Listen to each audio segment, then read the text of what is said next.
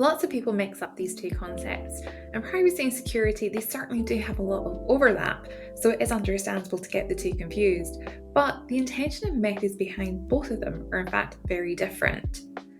An easy way to understand the difference is to think of privacy and security as a pair of toddlers. And if you've ever been around toddlers, then you know that they ask a lot of questions. On the one hand, you might have a toddler who's always asking those why questions, and that's the privacy team. They're asking, why are you collecting personal information? Why are you sharing it with this or that person? Why are you storing it here? Why are you not deleting it now? In order to protect people's right to privacy, you need to ask lots of why questions. And if you don't have a good answer when you're asked that why question, then you probably shouldn't be collecting it. The other toddler in this scenario is asking those how questions. That's the security team. They're asking, how are you keeping that data safe? How will you respond to a security breach? And how effective are we in our security controls? And what's most important is that these two toddlers should always play nicely together. If you're asking all the whys about data, you're going to reduce your risk, but you won't minimize your risk completely unless you also ask those hows. And that's why data privacy regulations require you to implement those security controls.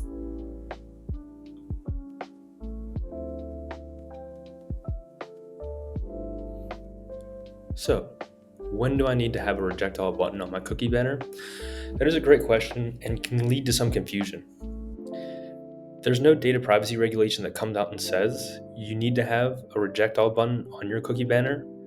Most data privacy laws don't even actually use the word cookie anywhere, except for, however, the e-privacy directive. Instead, privacy laws have broad requirements around the collection of personal data and user consent. And this is where the implicit requirements come into effect. However, quick note, the best practice for complying with these requirements is to use a banner, at least when cookies are involved. In the EU, there's a push to update the e-privacy directive to require a reject all button. So those of you that are trying to be proactive should start looking into having a reject all button. The reason they're doing this is because they want to have opting in as easy as it is to opt out. This kind of mirror approach. So, if you want to be safe, you should include it. In the US, however, there is no federal law regulating this, but several states have their own privacy laws that address the issue implicitly via opt-out requirements.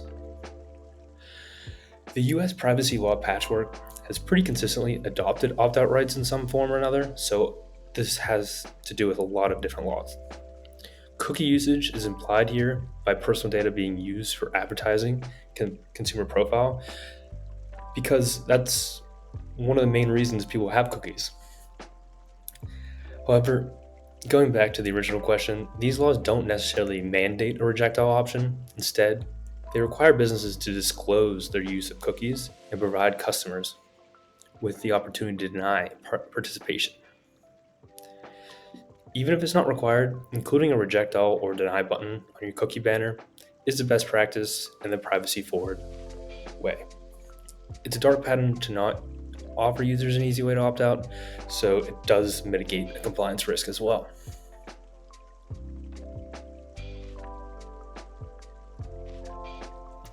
Earlier this year, the FTC finalized changes to the Children's Online Privacy Protection Act, or COPPA.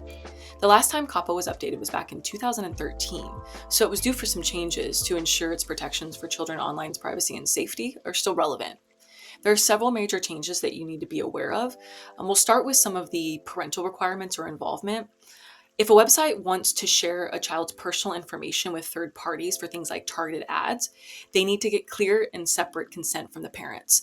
This means parents must explicitly agree to this kind of data sharing. Websites must now also provide detailed notices to parents about what information they collect. They also need to say how they use it and with whom they share it with. This includes things like how they use persistent identifiers like cookies and ensuring these identifiers are not used for unauthorized purposes. If they collect audio recordings of a child's voice, for instance, they must explain how these recordings are used and confirm they are deleted after use. And lastly, around parents is methods of obtaining verifiable parental consent. There are now more ways for websites to get verifiable parental consent. For example, they can use a text message followed by a confirmation step to ensure the parent has given permission. Next, there are requirements around data minimization and retention policy. So websites can only keep a child's personal information for as long as the specified purpose in which it was collected. They can't keep the information forever and must have a written policy outlining how long they will retain the data. There are also some clear definitions of child-directed and mixed audience services. So the rules clarify which online services are aimed at children by providing examples of what the FTC looks at to determine the target audience. They also define what mixed audience service is, which includes both children and adults. There is a broader definition of personal information now as well. This includes biometric identifiers and government-issued identifiers. And lastly, safe harbor programs have increased transparency requirements. Basically, these are organizations that are sort of an intermediary between the FTC and businesses to help operationalize COPPA requirements. The new updates require them to report to the FTC and be transparent about their membership lists. All in all, if there's one thing that regulators and lawmakers can agree and come together on, it is children's privacy. It's important that we stay up to date in this space.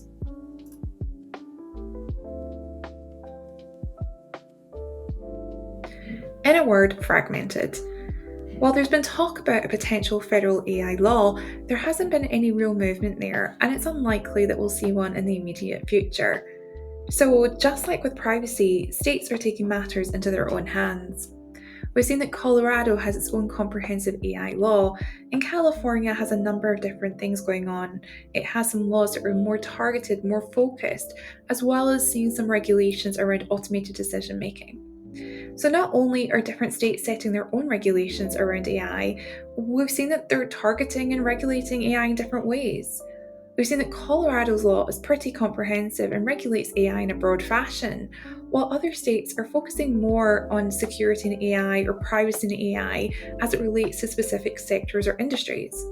So a lot of existing data privacy regulations in the US already indirectly regulate AI through those requirements, particularly as it relates to profiling and automated decision making. This will usually kick in if an AI system is being used to make a decision about someone being denied a service, as an example, or when you're making an employment decision or you're potentially disqualifying them for benefits. And automated decision making and profiling are pretty specific use cases for AI though, which is why we're seeing some of these new laws emerge.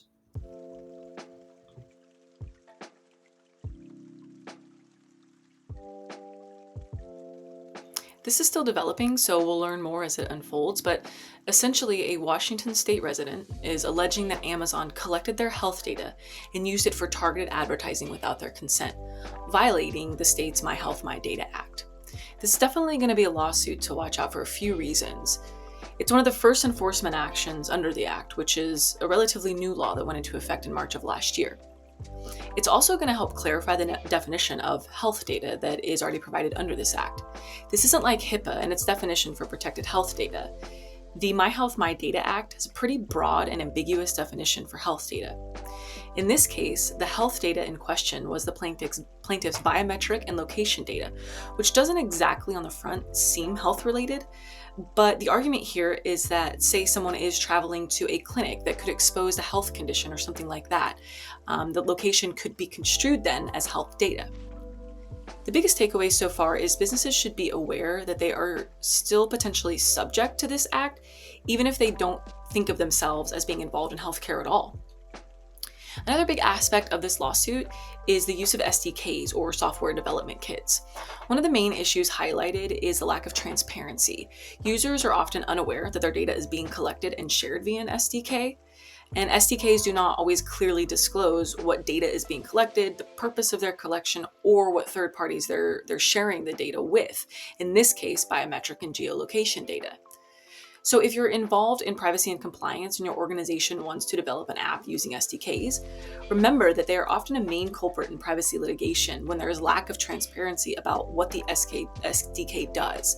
So stay tuned for more on this lawsuit.